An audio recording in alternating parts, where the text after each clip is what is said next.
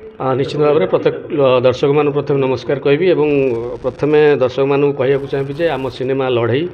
जोटा कि दीपावली उपलक्षे आसंता 17 तारिख माने आसंता काली रिलीज होबार थिला ऑल ओडिशा रे किंतु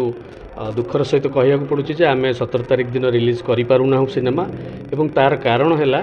जे आमर फिल्म टी की ओडिशार थिबा आमर सीबीएफसी माने सेंट्रल बोर्ड ऑफ सर्टिफिकेशन जो ऑफिस माने सेंसर ऑफिस रे एठी सेंसर करने को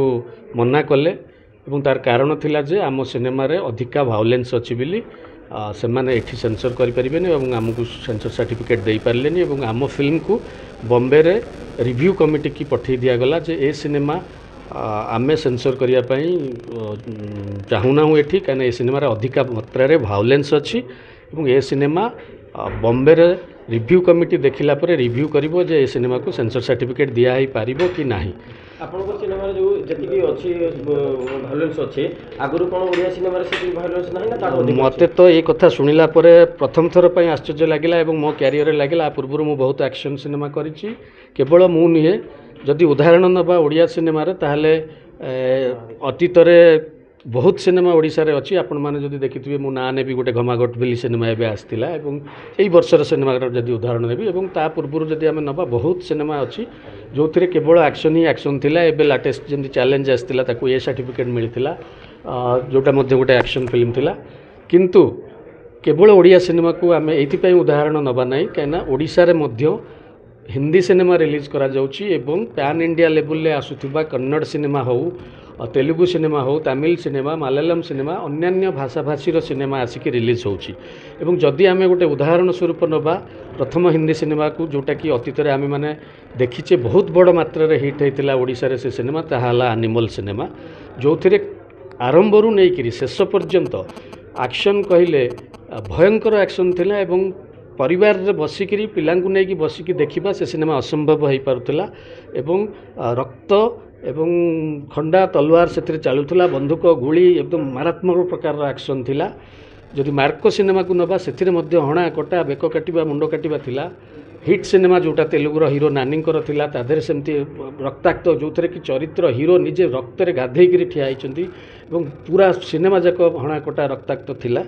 तो एमती उदाहरण देले अनेक सिनेमा आसीबो जोथरे कि बहुत प्रकार बड़ बड़ भायोलेंस आमे देखिया को पाइछि एवं से समस्त सिनेमा निश्चित भाव में मु विश्वास करी सीबीएफसी द्वारा अप्रूवाल पाइकिरी आसीछि एवं एई ओडिशा रे रिलीज होइछि एवं एई ओडिशार दर्शक माने ताको पसंद करिसंती एवं बहु मात्रा रे टंका रोजगार करिकि ओडिशा रु नैचंती तेणु आमे साधारण भाव जेतेबेले सिनेमाटे करू कोठी ना कोठी गोटे उदाहरण रे निया जाय जे ता माने आजिका दिन रे को सिनेमा को दर्शक माने भल पाउचंती से सिनेमा को ता माने सब वर्गर लोक माने देखिचंती यूथ माने बेसी देखिचंती परिवार देखिचंती एवं समस्त लोक देखिकिरी से सिनेमा को पसंद करचंती तेणु आमे चेष्टा करथिली जे आम दर्शक मानक पई मध्ये आमे सेमती किछि सिनेमा तयारी करिबु किंतु आमे ओडिया हिसाब रे जेतिकी लिमिटेड भायोलेंस हो पारिबो ताकू रखिकिरी तयारी करथिलु केबे भी आपण माने सिनेमा रिलीज हेले देखिबे एनिमल परिका किंबा मार्को परिका किंबा हिट परिका एमती अन्य लैंग्वेज रो सिनेमा परिका आमे करी नाहु भायोलेंस तेणु से सिनेमा गुडी को सीबीएफसी जदी देई पारुची सेंसर सर्टिफिकेट ताहले आम सिनेमा को कहीं कि निए मो मनरे केवल एठी प्रश्न आसुची मोर आउ कोनोसी प्रकार द्वंद्व नाही किंबा सीबीएफसी प्रति सम्मान सेतिकी अछि तांकर कमिटी प्रति सेतिकी सम्मान अछि ताहले मते लागुची सारा भारत वर्ष रे अलग अलग राज्य पई कोन अलग अलग नियम अछि कि रूल्स अछि कि ओडिया सिनेमा पई अलग रूल्स ओडिया सिनेमा रे चैलेंज परिका गोटे फैमिली ड्रामा सिनेमा रे किछि नॉर्मल एक्शन थाई कि ताकू ए सर्टिफिकेट दिया जाउची एबे वास्तव सिनेमा रिलीज हो ताकू A certificate Shambhu cinema A certificate दर्पण cinema A certificate Chardham परिका cinema को यूए सर्टिफिकेट तेणु एवं मो सिनेमा रिजेक्टेड ओडिशा रे ताहले मते लागुची ताहले जदि पातर अंतर होउची कि अलग रूल अछि ए सब द्वंद्व आम मन रे चलीची किंबा अलग राज्यर सिनेमा को कोन आम राज्य रे प्रोत्साहित करा जाउची कि से पैनल ले के थिले देखंतु मु केवल सेंसर ऑफिसर ना को कहि परिबी सेंसर ऑफिसर जे थिले श्रीयुक्त अभिषेक मिश्र थिले एवं अन्यान्य मेंबर कर ना तो आम ओडिया ना बाहर मोर जनतार नन ओडिया सी नन ओडिया को ओडिया फिल्म को रिव्यू कोन करूछथि सर से कोन बुझी पार नथिबे से कोन रिव्यू करे सेटा तो निश्चित भाव में सरकार କଥା ଓଡ଼ିଆ ସିନେମାକୁ ବୁଝିବା ଏବଂ ଓଡ଼ିଆ ସିନେମାର ଭ୍ୟାଲ୍ୟୁଜକୁ ଜାଣିବା କିଏ ନିଶ୍ଚିତ ଭାବରେ ଓଡ଼ିଆ ମେମ୍ବର ଥିବେ ତାଙ୍କୁ ବୁଝାଉଥିବେ କି କ'ଣ ବୁଝାଉଛନ୍ତି ସେଇଟା ତ ଆମେ କହିପାରିବୁନୁ ଯଦି ମୋର ସେଇଥିପାଇଁ ପ୍ରଶ୍ନ ଏବଂ ସେ ପ୍ରଶ୍ନ ନିହାତି ଭାବରେ ଆପଣମାନେ ଯେ ରୁଲ୍ସ ଅଲଗା କି ଯଦି ସେମ୍ ରୁଲ୍ ଆମ ପାଇଁ ଅଛି ତାହେଲେ ଏତେ ପ୍ରକାରର ଭାୟୋଲେନ୍ସ ଏତେ ପ୍ରକାର ଇଏ ଥାଇକିରି ସିନେମା ସବୁ କେମିତି ଆପ୍ରୁଭ୍ ହେଇଛି ସିନେମା ସବୁ କେମିତି ରିଜନାଲ ସିନେମାରେ ଓଡ଼ିଆ ମାନେ ସେନ୍ସର ବୋର୍ଡ ଓଡ଼ିଆ ପ୍ୟାନେଲରେ ଓଡ଼ିଆ ଲୋକ ରହିବା କଥା କି କେବଳ ଓଡ଼ିଆ ଲୋକ ରୁହନ୍ତୁ ସେଇଟା ତ ଆମର କଥା ନୁହେଁ କି ଆମ ଚାହିଁବାର କଥା ନୁହେଁ ସେଇଟା ସରକାରଙ୍କର ନିୟମ ଯାହା ଥିବ ନିଶ୍ଚିତ ଭାବରେ ସରକାର ସେଇଟା ଉଚିତ ପଦକ୍ଷେପ ନେଉଥିବେ ଆମର କହିବା କଥା ଯେ ଯେମିତି ହିନ୍ଦୀ ସିନେମାର ଭାୟୋଲେନ୍ସ ଥାଇକିରି ଏତେ ବଡ଼ ବଡ଼ ଭାୟୋଲେନ୍ସ ଥାଇକିରି ବଡ଼ ବଡ଼ ଇଏ କଥା ଥାଇକିରି ମାନେ ସେକ୍ସ ଥାଇକିରି ବ୍ଲଡ୍ ଥାଇକିରି ବିଭିନ୍ନ କଥା ଥାଇକିରି ଆପ୍ରୁଭ୍ ଦିଆହେଇକିରି ଯଦି ରିଲିଜ୍ ହେଇପାରୁଛି ତାହେଲେ ଆମ ସିନେମା ତା ତୁଳନାରେ ବହୁତ କମ୍ ଭାୟୋଲେନ୍ସ ଅଛି ତାକୁ କାହିଁକି ଅଟକେଇ ଦିଆଯାଉଛି ଦର୍ଶକଙ୍କୁ କ'ଣ କହିବେ ସାର୍ ଦର୍ଶକଙ୍କୁ କହିବି ଯେ ତାଙ୍କର ପସନ୍ଦରେ ତାଙ୍କର ଇଚ୍ଛାରେ ସବୁବେଳେ ଯେଉଁଟା ଚାହୁଁଥିଲେ ସିଏ ଯେ ନୂଆ ହିରୋଟିଏ ଜନ୍ମ ନେଉ ଓଡ଼ିଶାର ସିନେମା ଜଗତରେ ନୂଆ ପିଲା ଆସନ୍ତୁ ନୂଆ ମୁହଁମାନେ ଆସନ୍ତୁ ଏବଂ ଏହି ସିନେମାରେ ଆମେ ହିରୋ ହିରୋଇନ୍ ଏବଂ 90% ପିଲା ଥିଏଟର ଆର୍ଟିଷ୍ଟ ଏ ସମସ୍ତ ନୂଆ ପିଲାଙ୍କର ଭବିଷ୍ୟତ ଗଢ଼ିବା ପାଇଁ ଚେଷ୍ଟା କରିଥିଲୁ ଦର୍ଶକମାନଙ୍କ ପାଖରେ ନୂଆ ମୁହଁ ଆଣିବାକୁ ଚେଷ୍ଟା କରିଥିଲୁ ଦର୍ଶକମାନେ ତା'ର ପ୍ରଶଂସା ଏବଂ ତା'ର ଇଚ୍ଛା ଏବଂ ତାଙ୍କୁ ଭଲ ପାଇବା ମଧ୍ୟ ପାଇଚାରିଥିଲୁ ଟିଜରରେ ଟ୍ରେଲରରେ ଏବଂ ଲୋକମାନଙ୍କର ବିଭିନ୍ନ ପ୍ରକାର ମେସେଜ